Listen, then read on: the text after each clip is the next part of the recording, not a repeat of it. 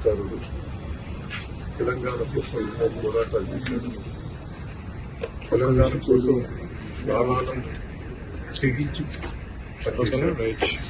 అప్పటి దెబ్బలు కానీ అప్పటి పోరాటంలో ఎన్నో ఇబ్బందులు పడ్డాయి.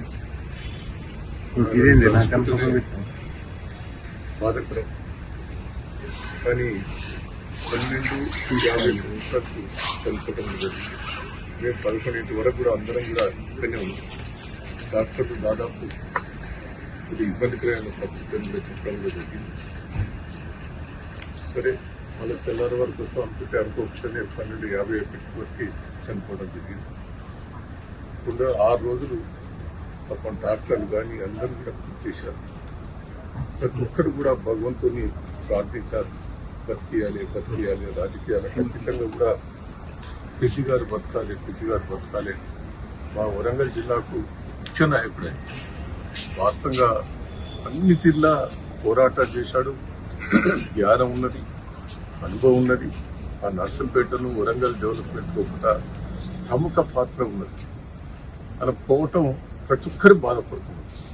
అందరికీ బాధకరం. ఎందుకంటే కొన్ని చిన్న సంఘటనలు జరగవచ్చు, కొన్ని ఇబ్బందికరమైన సంఘటనలు చేసింది. అది ఇప్పుడు సరే చనిపోయినప్పుడు చెప్పడం కాదు, గన్మెన్ తీసేయటం అది తీసేయటం. ఎందుకంటే గన్మెన్లు ఉంటే మందులు టైంకి ఇచ్చేది, తిమ్మడిపడి మీకు ఆరోగ్యం మంచిగా లేదని వేరే వాళ్ళకి చెప్పేది.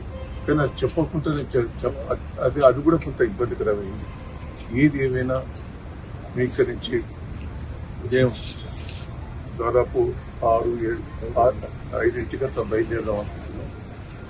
వరంగల్కు 7 గంటల వచ్చాం. అమరగిరిలో స్థూపం దగ్గర ఆడ వికాసం ఉంటాం. ఆనిచ్చి నర్సంపేట ఉంటాం. నర్సంపేట అమరగిరిలో స్థూపం దగ్గర ఉంటాం. నల్లవెల్లి సుభాష్ వరకు నల్లవెల్లి పోతుంది. ప్రతి ఒక్కరు చాలా మంది వచ్చిన 3 ఇంటికి దాన సంస్కారాలు ఉంటాయి. నల్లవెల్లి వస్తారు. ఆ పార్టీ ప్రముఖులందరూ కూడా రావటం జరుగుతుంది. రాష్ట్రంలో ఉన్న ప్రముఖులు కూడా రావటం జరుగుతుంది.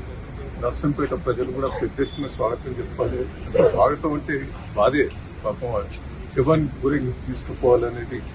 ఎందుకంటే ఆయన మీద ఉన్న ప్రేమల అభిమానాలు చూపెడుతున్నారు.